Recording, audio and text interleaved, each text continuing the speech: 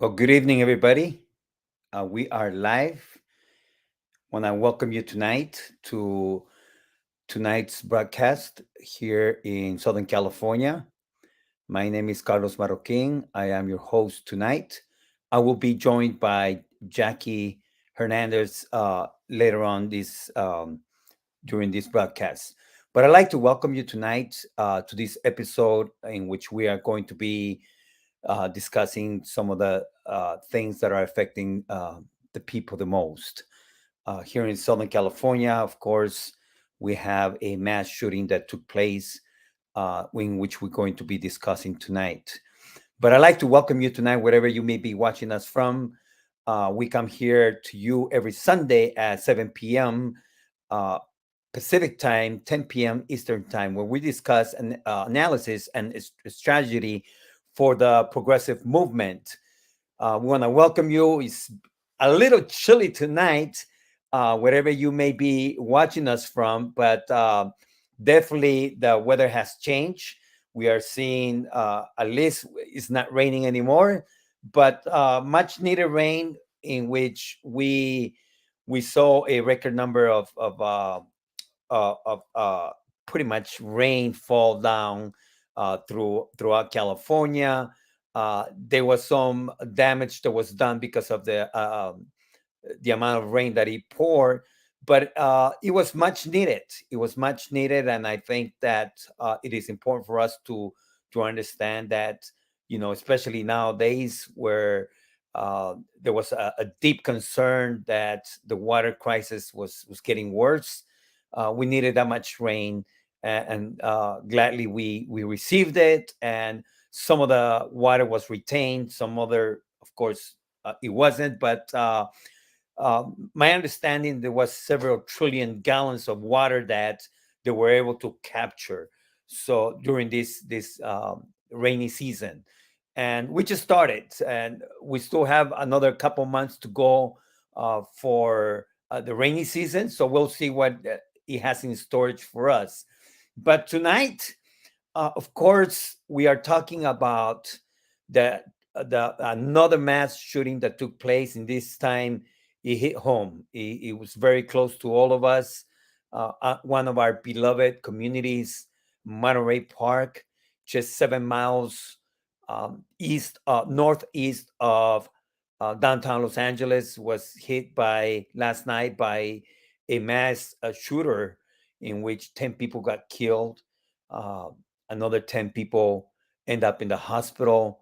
Word tonight is that the shooter was found dead in Torrance in the van that he used to escape. But the gun violence continued to really rock and shake communities everywhere. No one is exempt for this kind of uh, outburst and this kind of violence that we are seeing. The gun epidemic is serious. There's still very little that has been done to curtail the amount of guns that are out there, uh, that continue to people be able to easily access. uh, Very little has been done, and let's face it, it's like we are not anticipating them do anything radical, because the gun industry is very powerful. We had even the Supreme Court ruling in favor of the gun industry. Is very, very powerful. They are very powerful. We have politicians that side with the gun industry. uh, of course, they use the Second Amendment right as a way to push. But the reality is that the kind of violence that we see, the kind of guns that are used, is it is ridiculous. It is ridiculous for anyone to defend the gun industry. Fact of the matter is that until it happens to you, until it comes home, no one most likely is going to say anything. People are going to say, "Oh, well, we need guns, we need to protect ourselves," etc., etc. And I understand that side of protecting yourself, and I understand the side that that we live in a very violent world, and and you know, people don't trust the police and don't trust, other people with their guns, so they have to arm themselves. But how far is enough? When are we gonna have, it doesn't matter how many guns we have, you're not gonna be safe.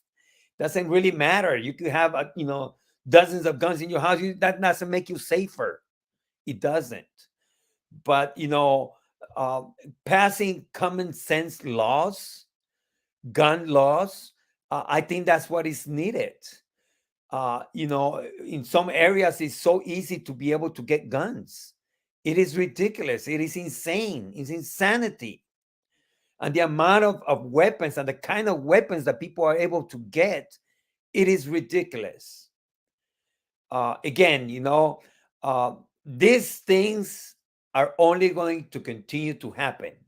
It's not going to stop. We're not going to see. It's going to be another city somewhere else is going to be rocked by and shaken by gun violence. As a matter of fact, just this morning there was another report that in New Orleans there was another mass shooter, and he injured 20, I believe it was 12 people.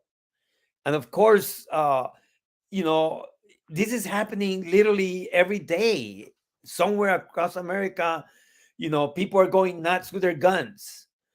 And again, we have more protections for guns than for people that live on the streets. We have more protection for guns, and those kind of uh, things that just don't make sense. Yet we are seeing again the kind of devastation that the gun industry has brought to us by arming pretty much and allowing these things and lobbying and pushing and uh, buying politicians to to do their fighting for them in Washington, and pretty much, you know, passing laws and allowing people to be armed. Um, when is it going to be enough? So again, we need to be mindful that this will not stop. It's going to continue to happen. We can only expect this to continue to increase because the the world is going nuts.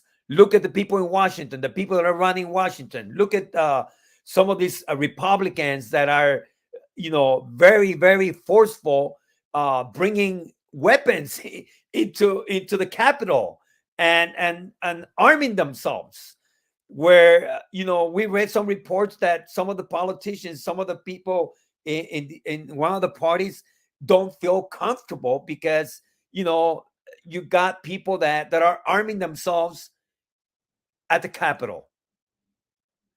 That's how nuts we are, or I should say, they are, and we have given ourselves to the demands of a few, and the rest of us have to suffer because again, it is our cities, it is our communities that are rocked by gun violence and the unnecessary killings and deaths of people. Most of the time are innocent people that end up getting killed. So again, when is going to be enough? I just don't know, folks. I was talking to a good friend of mine by the name of Richard Castaldo. He is a Columbine survivor. He got 8 bullets in his back. He's in a wheelchair, and you can only imagine every time that there is a new a new shooting taking place. He has to relive all these things over and over again. He is a Columbine survivor, one of the first mass shootings that we saw in modern history, where again he ended up in the wheelchair, his life destroyed, for pretty much bound to be in a wheelchair for the rest of his life. But those are the consequences of guns in America. Those are the consequences. Lives are shattered. Lives will never be brought back. Those people that are killed, and the consequences of that, parents are dead, children are dead, etc., etc. So I don't have to get into details how bad you know uh, you know the guns do the damage. I was in the military. I served in the military, and I can tell you that some of these weapons that are used or that are allowed your average citizens to have don't belong, in the hands of citizens or your regular people. These are military weapons. These are designed to do major harm and damage. And again, these are allowed to be bought by your average person, and again, the consequences are disastrous, and that's what we are seeing. So our hearts go out to the people, the community in Monterey Park, California. It is one of the largest AAPI communities, Asian communities in the United States. I actually lived in Monterey Park back in the 80s for about 5 years. And I can tell you, it's such a beautiful, quiet city. And this really has shaken the community because, uh, it was not expected, especially in Monterey Park. It's one of those quiet little cities. Um, you know, there's a lot of restaurants, a lot of shops, and the worst thing is that uh, yesterday they were celebrating the lunar year, um, the Asian community, and again, New Year's for the Asian community, and they are pretty much hit with this kind of uh, this kind of destruction. It just bothers anybody's heart that has any kind of sense in them. It really hurts because this should not be happening, folks. It should not be happening. So our hearts are condolences to the families. Our hearts are with the community in Monterey Park and those people that have suffered so much loss due to this violence that took place. So, with that, um, we're going to be joined right now with my other co host, Jackie Hernandez. She should be coming in soon. But I wanted to talk to you a little bit about something that happened this actually on Friday over at City Hall, Los Angeles City Hall. As you know, that uh, since the pandemic, since COVID, there's literally countless of people, hundreds of thousands of people, if not millions across the United States that are at risk of being evicted. They are, people was not able to go back to work. Some people were just having a hard time uh, maintaining a roof over their heads. So there were a set of protections that were placed, some by the federal government, other by the state, some other ones by the county and by the city. And those protections are about to expire in about 2 weeks from now. Here in Los Angeles, we're going to have the protections that kept people in their homes are going to be expiring. So the city of Los Angeles, the city council, actually passed three very important measures that will bring protections to tenants. We're going to be talking about tonight, and it's very important because again, we are seeing the amount of people that are at risk of losing their homes, and these three new protections, which I'm going to be describing to you in a little bit, uh, are very important because it will help keep people in their homes. It will give some form of protection to them, and again, everything that we can do to keep people in their homes is needed. Jackie, welcome tonight. Can't hear you. Oh, Hello. There you go. Oh, hi, everybody. Happy Sunday. And unfortunately, I was here late, but I do want to give my thoughts to the community of Monterey Park, as it's pretty much close by to here and close by to everybody in LA. So it's super disturbing and very, very concerning to our communities. And so lunar year was supposed to be this year and supposed to be a happy time, and this is seriously one of those sad parts about being in community right now, that trying to celebrate something and having these moments of horror and terror are just making it so hard for us to be able to celebrate in peace and with our community. So my heart goes to everybody, and hello everybody here today, and I'm joining in, I think. Are you guys are talking about housing, Carlos? Which is literally changed the conversation. Okay. So you were right on time Okay. about giving your thoughts regarding the community in Monterey Park. It was so devastating, it's so hurtful. I know a lot of people out there. You know a lot of people. We have friends out there, Yes. and we reached out to them, making sure that they were okay. But this pretty much shakes up the entire city. This It shakes up the does. entire Southern California because we are brothers and sisters. We This is one of our beloved communities, and many of us go over there on the weekends, throughout the week, to go, get something to eat over there. Yeah. Just some fine restaurants, a lot of great stores, that we can go and shop over there. And this happens. The people of Yeah. Monterey Park are peaceful people, and it hurts. It Yeah, truly hurts. and they were having fun. That's the other part. It was a family event, and truly, we're not safe anywhere. So, Right. So that's what we are talking about. And right now, I just begin to have the conversation about, the voting that took place on Friday regarding bringing some protections to oh yes, tenants, as the old protections, the moratoriums and what yeah. have you, are coming to an end in about 2 weeks.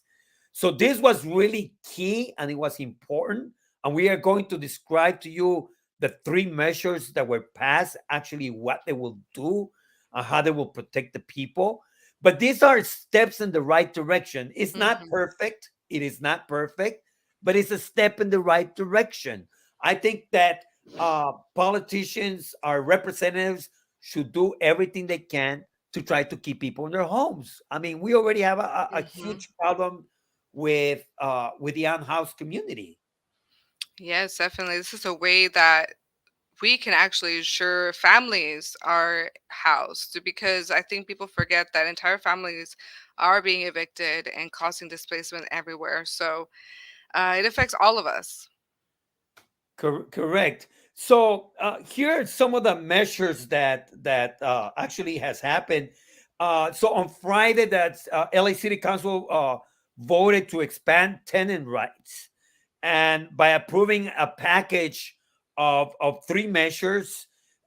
This is following the pandemic era regulations as they go away.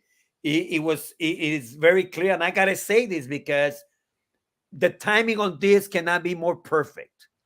you know they needed to pass this. Now Yeah. it's a waiting for the mayor Karen Bass to sign it, to approve it, and then what he will do is actually will go into effect prior to the other one expiring. And the reason why I'm going to say that it is important, Hmm. because we have some scrupulous, really mean spirited uh, landlords that wait for any little opportunity they can to throw people out on the streets. Yeah, and to increase rents, that's how it goes. Exactly. So the protections include three key elements that some of the advocates are pretty much are allowed in this as important.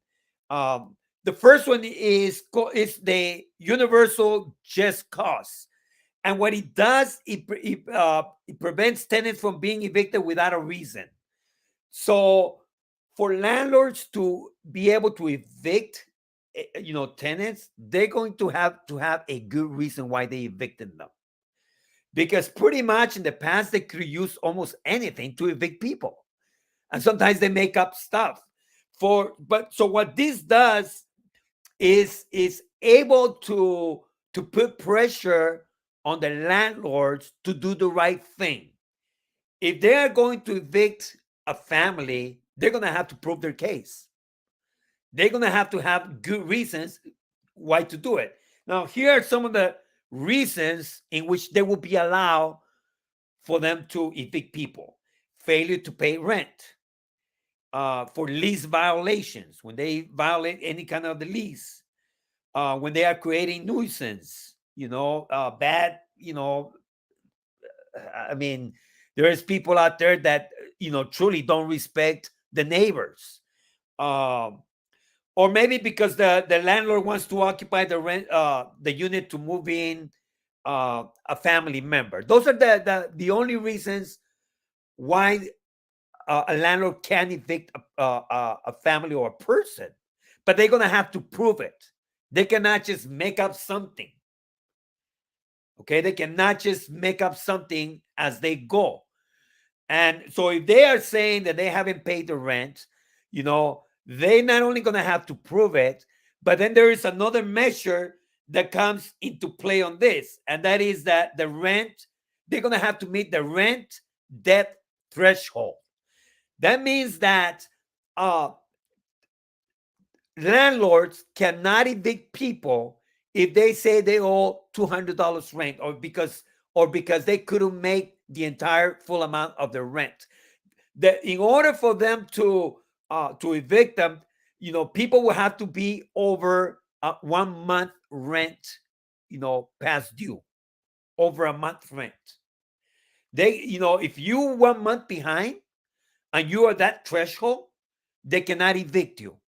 They have to give you an opportunity. You have a month to be able to pay up. This is really important because a lot of times people may just, especially nowadays, it's so hard.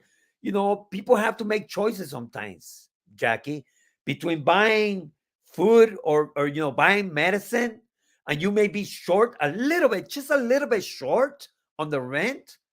And then, you have, again, landlords that will have no mercy at all, and they will like throw you out in no time. and, Now and they're gonna have that's to leave. Yeah, go ahead. and that's kind of the issue with allowing housing to be a commodity and a private entity, because when you are short on rents due to hardships of medical reasons or having children or whatever it is, and you face eviction threats, then the landlord is not really providing housing. It's just a business. And if it's just a business, then this is the fundamental problem of everything that has to do with housing and security. Correct, correct. And again, um, there are things that happen in people's lives, and we have to you know we have to be mindful that we cannot continue to go in the same pattern that we have been going in the same road, because it's creating too many people unhoused. It's putting too many people on the streets. We have to be able to create lines of security, safety nets, if you will, for the people. Now, I'm gonna play a little devil's advocate, because I understand there are also landlords, small business landlords, papa moms that have a property that they rent, and they expect to get the rent, because otherwise, the bank is going to take it away from them. So I understand all those things. But this is where the city, the state, the federal government should come into play and provide resources for these kind of landlords. Be able to give them bailouts, be able to put money into play, so that they are, especially if they are, struggling, they have to be able to assist, your small time landlords. I'm not talking about the corporate landlords. I'm not talking about those mega landlords that, they have so much money they don't know what to do with it. I'm talking about mom and pop's landlords. So my heart goes out to them. But at the same time, we have to understand that, in the environment and the climate that we live in right now, we have to do everything that we can to keep people in their homes. Yeah, I mean, one of those arguments that I actually saw that was kind of concerning when hearing city council was when Tracy Park didn't really specify what that means. And that when you talk about small landlords, you have to be very specific. What is the threshold of what's called a small landlord? Because if you don't write and specify the law there, you can clump up some of the people of corporate who call themselves small landlords and then not ensure the protections are for people. So shout out to Nithya Raman. She did a great job to really ensure she wrote in the law to specify what a small landlord is and to specify some of the amendments in that law that Tracy Park did not really say. It was very general, but Raman did ensure that it was more specific and ensured more protections under whatever was possible. So I do think that was important that when we elect legislators, that they're going to be specific into what they're really talking about when they're trying to pass legislation such as rent protection. Right. So this rent debt threshold is very important because it ensures that no one is evicted if they owe less than 1 month's worth of fair market rent. Um, Tenants who fall short next month may not be evicted right away. So they don't have to get evicted right away. This gives them an opportunity to get themselves together, maybe even get some help, if you will. And I hope that the city will come through with being able to, create programs to assist tenants, or again, those people that are struggling to pay their rent, and Hmm. provide resources.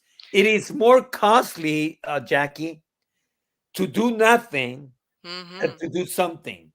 Yeah, and I listened to some of the public comments. Well, I listened to the video after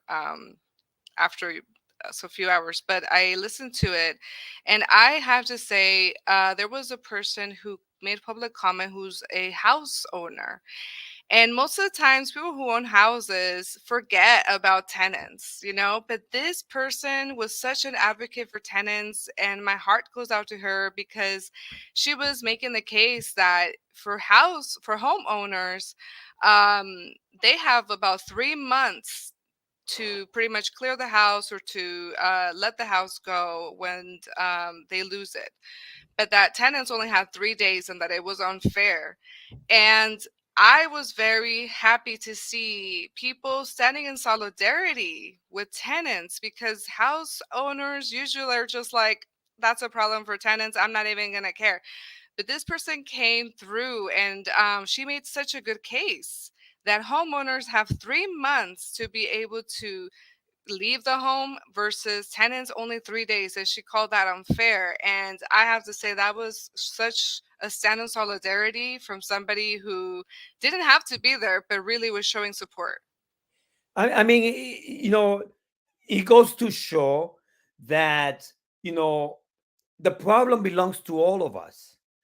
Because let me tell you, people, Yeah, if 100%. if you don't care about what happens to tenants, and then we have more people in the streets, it will Hmm. affect you.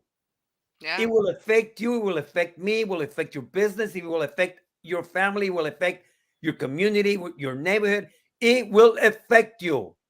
The only people that doesn't affect is the rich people that live in the west side that have all these mansions. You don't see over there. You're not gonna see encampments over there.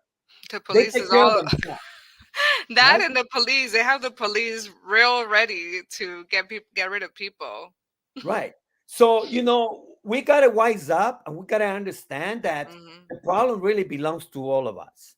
And Yeah. and we got to be able to advocate, so that there is fairness.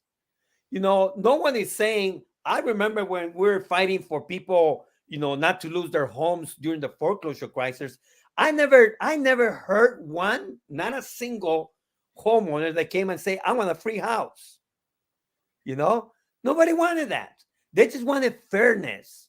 They wanted to be treated with respect, with dignity, and with fairness. And the same thing, I mean, people want to be able to pay their rent. People want to be able to afford their rent. But when we keep increasing the rent over and over and over and over, and your wages still remain the same, it's hard to keep up with that. Well, quite honestly, I have to give my opinion here. Feudalism is just rebranded because if we still have landlords, in my opinion, we never really left the medieval ages. If we have to work to be able to pay them, I'm kind of doubting that we ever really gained any independence for ourselves because we shouldn't have to pay to really just try to live our way through the way that we do.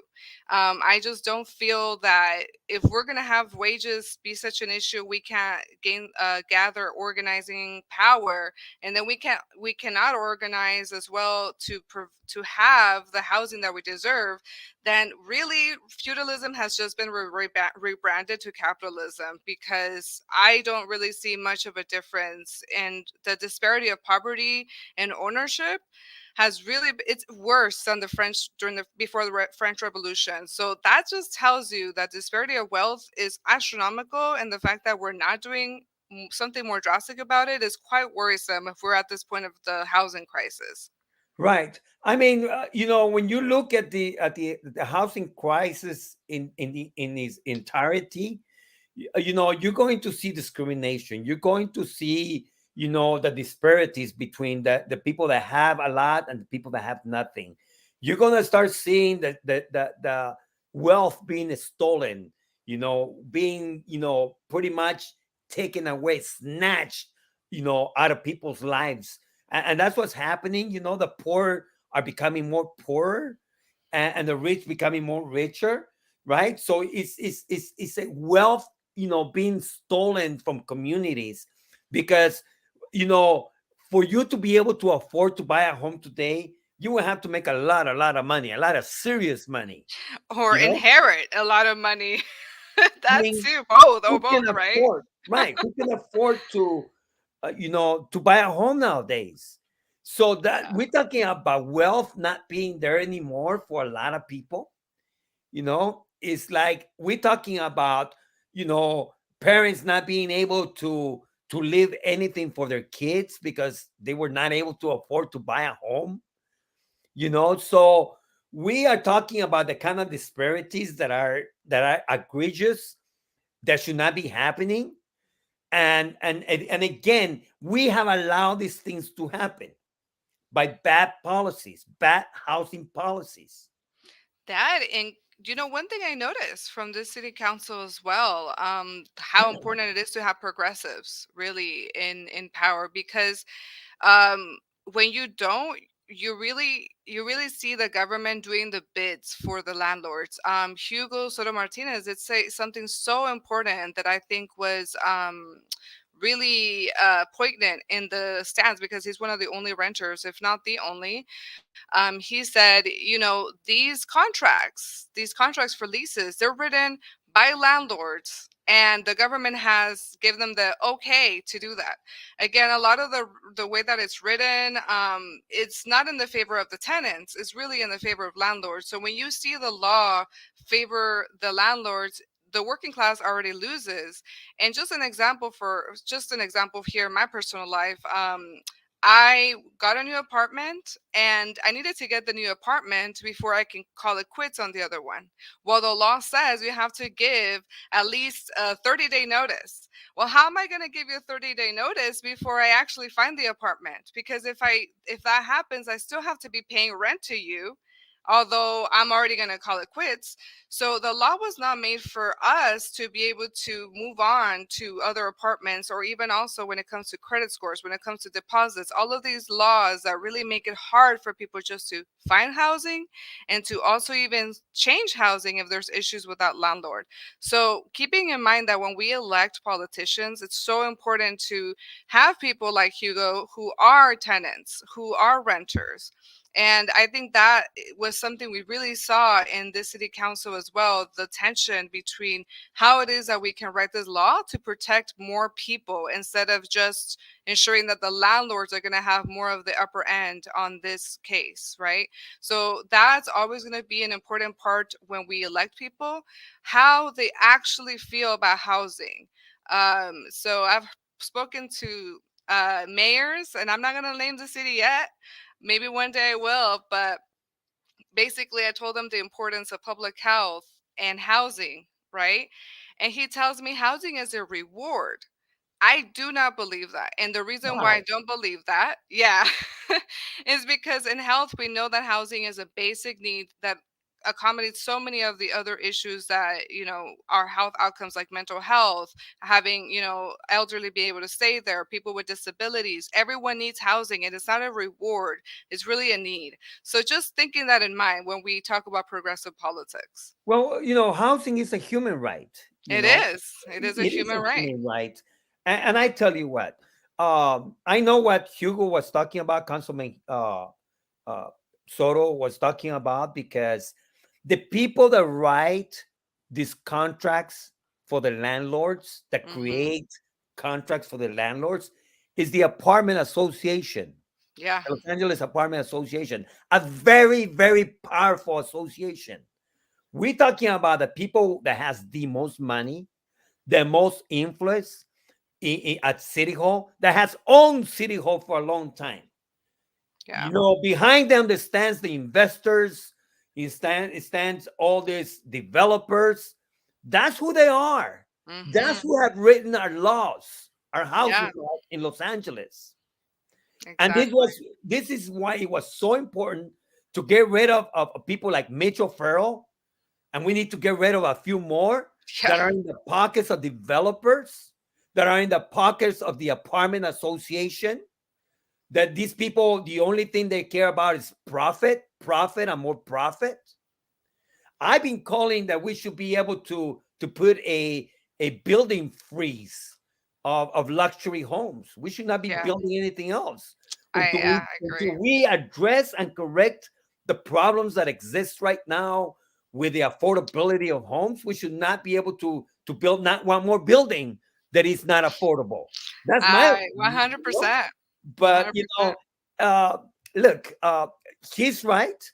I'm right that I'm happy that we have people that are fighting for and defending tenants. And unless you're a tenant, you will not understand that. And most of these politicians, they got so much money, they are too comfortable that they don't understand the suffering of the people, what people have to deal with. They don't understand. And their landlords themselves, some of them are too. So, Yeah, exactly. The landlords, they privilege, so it's easy for them to deny everyone else, and that's exactly what happens with most of these politicians, and why they don't care about healthcare. Whether people have mhm. healthcare or not. Why? Because they have it themselves. And we pay it. We pay Yeah, that most they of the don't time. care whether people have protections. Why? Because they have enough money to protect themselves. Yeah, But what about the definitely. most vulnerable people?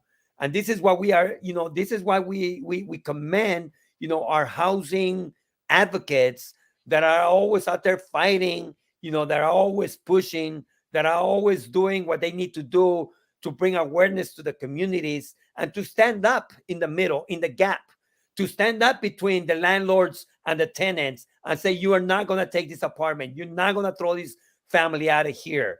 So we commend them. There's a lot of good organizations right now that are working in behalf of the people. So make sure that you support these organizations. They have meetings, they organize, they talk about the issues. I think it's really important. But Jackie, before I go on, I needed to mention the third program Oh, or the yes. third exactly Tell uh, us. yes, the Protection. measure that was passed, and that is relocation fee. When landlords raise up the price of rent, they have to pay relocation assistance when people have to move, and that is another protection that was put in place.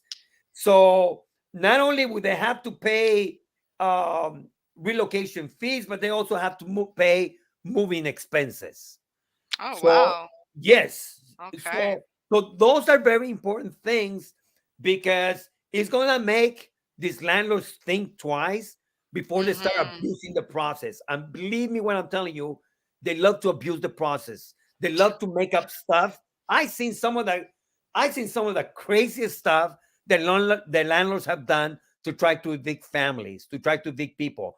One of the Jackie, one of the saddest things that I saw was when these investors came in and bought this property, this apartment building, and there were some people that were living there for a long time. Obviously, they didn't pay a lot of rent. Their rent was very very low because they actually were in the part of the city that offered them rent control. Very few areas in Los Angeles that you have access to rent control. But anyways, this particular building had rent control. So what they did is they started harassing the tenants that used to live there, that had been there for the longest, which Yeah. were pretty much the elderly. There Mm-hmm. was a 95-year-old man, that of course, he was holding a two-bedroom apartment in Mm-hmm. West Hollywood. Landlords wanted that apartment and they start Yeah. harassing them and harassing them. And they made his life miserable. And then they start calling the city and the Department of Aging, saying, making up stuff about these men, Oh my God. and unfortunately, the Department of Aging believed some of this stuff and they came and took the man out and he ended up dying because, that was his home. It's so sad to hear that because a lot of people I hear always blaming poor people or working class people, saying like, "Oh, working class people, like the poor people, they abuse the system." And I'm like, "No, no, no, no. Please pay attention to who actually abuses the system and pushes people out of their homes and steals their wages." And here we have the example, right? I'm actually even on the process of thinking of suing my previous landlord because they have failed to be able to provide to me my deposit and an itemized list of it. They pretend they have sent it to me. I've been asking when they sent it to have proof of that, and they have not sent it. So in those senses, they always think like, oh, these people, they're not gonna fight back. They're not gonna do anything, Right. and they take advantage of that too. They take advantage that people are tired, that people have to work, people have to find how to pay rent, to the point we don't have time, right, to like make a case and fight for our right to be housed or our right for a deposit. So it's so important to really understand when it comes to saying people abuse the system. The ones who really abuse it most of the time that I've seen at a really high rate are the rich. They really like to to get Yeah. those PPP loans, evict people to make higher pay, keep your deposit. And if you don't know your rights, especially, they're going to really screw you over. And that's the reason why joining your tenants union is always going to be important. I know I did, and I really benefited from that. Yeah, but those are the facts. The facts are Mm-hmm. that the rich, the people that have the most, are going to use the courts. They have a Yes. limited amount of resources, to lawyer up and try to scare the people. Use all kinds of scare tactics to Mm-hmm. to get people out of there. Changing the locks. Right. I mean, the vast majority of people don't want, they don't want to deal with the law. They don't want No, to they deal don't. with the courts. They don't have Yeah. time for that. They're trying to survive. So Mm-hmm. a lot of people, unfortunately, they rather just walk away. Yeah. And this is Sadly. what the tenants, I mean, this is what the landlords want. Yeah. They They really harass want. them, but heartless. Some of the Mm-hmm. most ruthless kind of people, are some of the landlords. Mm-hmm. Uh, And it's you know, just business to them. We're not people. yeah, of course. Yeah. And that's what they will tell you, is they don't care because it's all about profit for them. It's all about their margins. It's all about, how they're going to fill up their pockets. And they have absolutely no problem raising the rent from one day to the other, as much as they possibly can. You know what I Mm-hmm. mean? And if we didn't have some of these advocates and some of these representatives that do fight for everyone, imagine where we would be right now. It's almost like the unions that fight for fair wages. Imagine if there was no unions, all of us would probably be earning $2 an hour right now or less. With no Yeah. benefits, right? And long hours, longer hours. I And mean, longer 40 hours. hours a week is already a crime. Yeah, Um, talk about 12-hour days with no overtime pay and no weekends. and piling up all kinds of work on you, and, And and no pushing you. maternal, but no parental leave. I have to Right. say with that because when it comes to all of our rights, they keep stacking up, and I see other countries, and I'm like, everyone's like protesting. Like France just protested. Uh, then the government tried to raise the retirement age, and all like a million people of the French came out and they were like, no, you're not. And they really showed it up. But it's just sad because here I'm like, what age are we at? Like for the retirement? Is it like 67 now? And Right. I we actually just was let it. thinking about that today. Actually, I was thinking about that. I'm like, I remember when people used to say, like, oh, 55, you reach 55, you can retire. 55, no, it's more like 75, if you think you Yes. want to I mean, retire. It's so like many. insanity. It's like they keep taking away from us, and, And and they it's do so anything that they sad. can, right, to exploit the people. And then now with like a lot of folks are worried about Social Security being also taken away from them. If Social Security goes away, we're really going to be in a crisis. And I hope people really protest because I cannot like Well, French people really get out there. We're over here like, okay, you can take well, anything, the, you the, can the take good my life. news The good news, Jackie, we have George Santos fighting for the people. Oh my God. I seriously feel like I always doubted myself in one way or another. I was always like, am I really qualified to do this? And then this guy comes around and I'm like, why are we doubting ourselves? There's no reason why to. Oh my Uh, goodness, Jesus! It's like, so we have George Santos. He was first out there fighting. He's being before Martin Luther King, there was George Santos. oh my gosh, I cannot. But I did want to mention something since Oh, today is well, it's gonna be the anniversary of Roe v. Wade. I did want to mention the just a few information now that it's been overturned. It would have been the 50th anniversary of Roe v. Wade, and which really increased health for women and just in general for anyone who needed an abortion. But it's a really sad situation just because there's just a lot that has to do with abortion care, and a lot of folks never really connect the dots. It really has to do with economics, it really has to do with mental health, it really has to do with being able to understand that a lot of the issues we just talked about, lack of housing, lack of parental leave, low wages, all of these things that really construct our material conditions are crappy here in the United States. Forcing people to have children is not the way to go when we really don't have free education and free we don't have Medicare for all. We don't have the ability to take care of people. We also just mentioning some of the issues, mass shootings, all of those parents who have children and just cannot keep them safe even at school. Like what is this type of country trying to make people have children and force them to have children?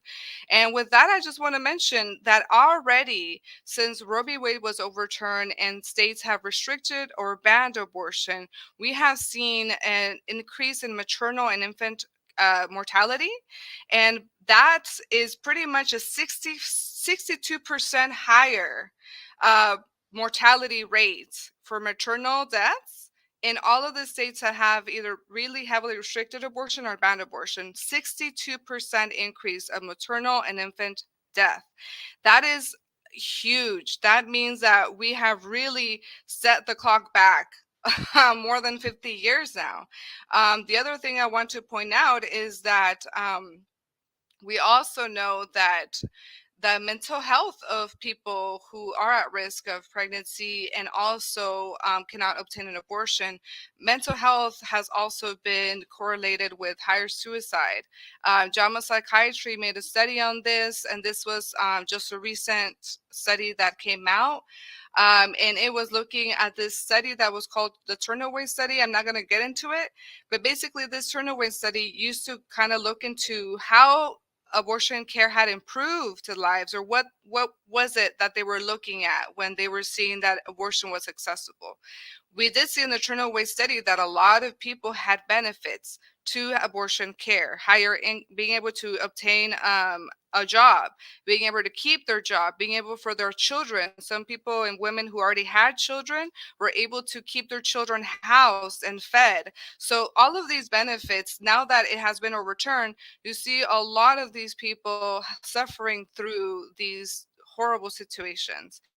And a lot of women who have means are able to pretty much travel to another state like California to obtain an abortion, but people who cannot, especially women who are in abusive relationships and they cannot get funds because their partner may be in absolute control of their funds and financial situation, that person is going to have such a harder time to even get out of that state to be able to go to another state to do that, to get an abortion. So there's just a horrible situation, and abortion funds are not enough. We have the Hyde Amendment that prevents federal funds from being distributed into federal clinics, which usually help low income people. But because the Hyde Amendment, abortions cannot be funded whatsoever. So there's such a huge disparity now, more so than just a year ago. And we're going to keep seeing maternal and infant health mortality rates go up, and we're going to see health pretty much decline and worse mental health outcomes for people as well. So in these states, it's super important to ensure, just politically wise, here talking about the analysis, that we continue electing people who are for reproductive justice and reproductive health. The reason why I don't just say abortion rights is because there are a lot of people who, if we had the right conditions to have babies and to be able to raise them, some people would choose to have a child. But because the situation does not allow them to, they're facing the situation of having an abortion. So we say reproductive rights, we say reproductive health and justice, because we truly believe that a person should have a right to or not to have a child. And with this, I just want to say we need to focus on the politicians who believe in that and not just abortion rights, and obviously not just and not believe in forced birth. So those are the things that I wanted to talk about with Roe v. Wade and the what would be the 50th anniversary of it and the benefits that it did have on reproductive health. Right. And again, we are going to see. Um, I don't think that this is over with. This kind of fights.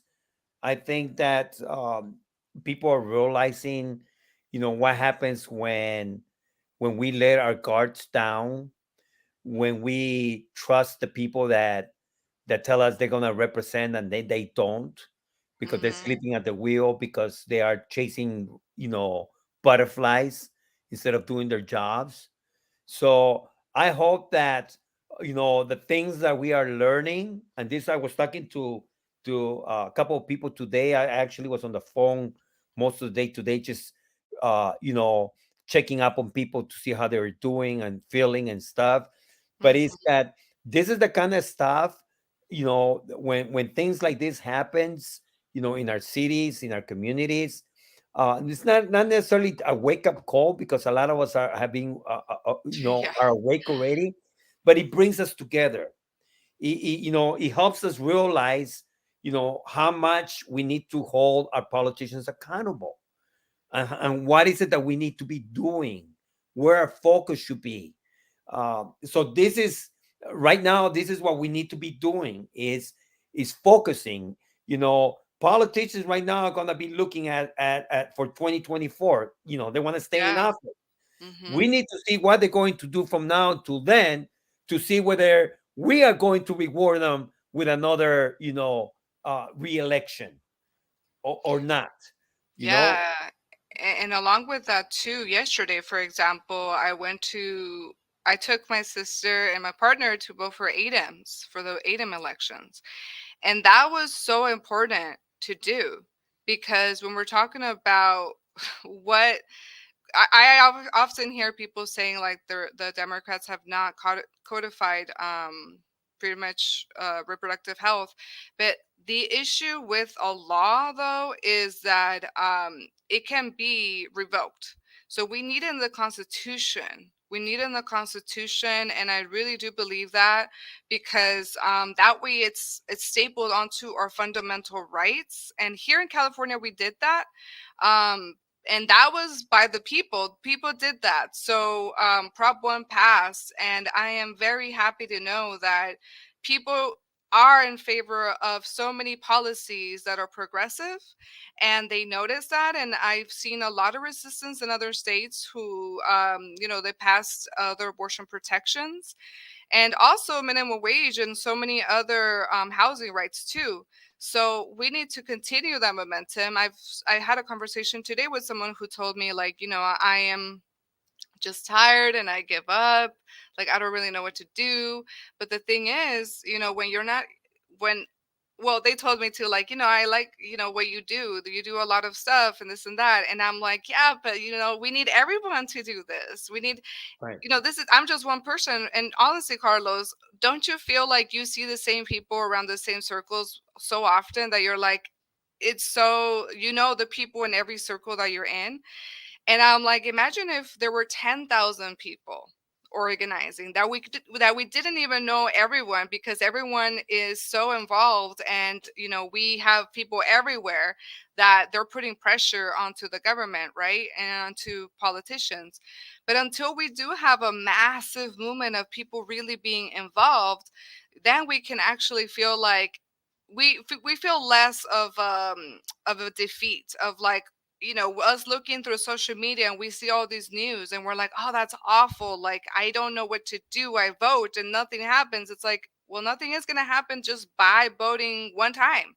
If you're not voting for ADEM, if you're not voting every chance you get, and then also organizing, being in tenants unions, being in different groups like you talked about with the housing rights advocates, or being in just different groups that really advocate for something that you care about, just voting that one time on national election or here and there sometimes it's not going to do much. We really do have to be plugged in into the deep grassroots movement to really see that momentum and to have some hope. I really have some hope every time we have like rallies or we have meetings because I'm like, okay, we're here and we're doing something. So it's so important for the progressive movement to have people really be involved. right. There was a little saying that I like to say a lot is you get them elected and stay connected. Yeah, You know, that too. you gotta stay connected. You gotta do the follow up. Voting is one thing and it's good and it's important, and Hmm. people need to do that. But the second part is equally, if not more important, is you Hmm. staying connected, you stay getting involved, paying attention to what they're doing, making sure that whoever you elected are following through with what they promise. So and not only that, but I like to say like this, but also giving them help, Yeah. be a support. Because one thing is, you could put somebody in office and say, okay, they're gonna do everything. It's like, no, I That's the think, assumption. right. I think that we also need to Mm, be there, offering them our support, showing them that, look, we got your back, we got you elected here. You are our person, in Congress or at City Hall or whatever. You know what I mean? yeah. You are our representative. So our obligation is to support you, is to make sure that you have everything that you need to be successful. That's the part that we are missing. Hmm. Yeah, That is the part that definitely. we are missing, folks. And I tell you, it is the most critical thing, because you have a whole bunch of sharks all around that representative. I'm Yeah, talking yeah, about definitely. developers, big money, everybody trying to influence that one Hmm. person. And they're going to Yeah, get to him or to her if we are not around. yeah. Yeah, because at the end of the day, if they're the ones coming into their office, they're gonna be like, "Well, these are the people who are telling me what to do." And also, um, a lot of I mean, we are all human, so legislators are human, and they have blind spots. Just as we talked about, when we said about housing, tenants, if tenants are gonna have a better understanding of what it is to be like to be a tenant than it is for a legislator, city council who is not. So those are blind spots. They may not understand a day to day issue, right? That's where first we do want to elect people who have those day to day, but we're always going to have some blind spots, and we're going to need people to ensure that we understand that. I think Ricardo Martinez at one point said, I don't know all the answers, but I would hope that there's a team of people who can give me a lot of the answers and are evidence based, and that give me the information that is accurate to make the best choice. And that is pretty much the energy we want in our legislators. Exactly. And with that, Jackie, we are going to call the night because we are exactly 1 hour since we started the Perfect. broadcast, and we want to make sure that we give people the rest of the evening Yeah. to enjoy themselves. Who won the game today? I know that the 49ers were playing. I Uh, do I not didn't know. even know, folks. You know, Oh my I only goodness. watch football. I do not know about American football. I used to be so much into sports, and I just haven't had the time, folks. I got a lot of work That to do too. tonight. That too. I no, I But cannot. but on the serious side, you've been watching Stand Up Fight Back, where we discuss the strategy analysis for the progressive movement. We come to you every Sunday, 7 p.m. Eastern Time, 10 p.m. Excuse me, 7 p.m. Pacific Time, 10 p.m. Eastern Time. And we love being here because we this is where we discuss the things that matter to you, the issues that affect you the most, the working class. And tonight, Jackie Hernandez, our co-host, we are joined here to wish our sincere condolences to the families over in Monterey Park and to the community more in Monterey Park. Uh, we feel your pain. We are in this thing together, and we hope that there will be healing, that will be speedy coming your way, and that you could community. I know it will come together and bounce back, and hopefully, we will learn all from this to do a little better, in protecting ourselves, and we'll see what Washington will do. We don't know yet. But any final thoughts, Jackie? Yeah, my thoughts are with everyone. And apart from my thoughts, I really want policy change, but that is to be seen. And I think it's time for us to really get together to demand those changes in a safer environment, a safer world for us to live in, and for everyone to get home safely every time we go out and try to enjoy our time, try to go to school. So my heart goes to Monterey Park and all of City LA as well, because we are all mourning this loss of lives and the hurts that it has caused. And I really hope that there is action, at least from the city as well, to help these families. Yes. Thank you, everybody, for watching tonight. Don't forget to share these videos. We try to do the best we can here in being able to bring also guests to our program. We're looking forward in seeing you next Sunday. Good night, everyone. Good night.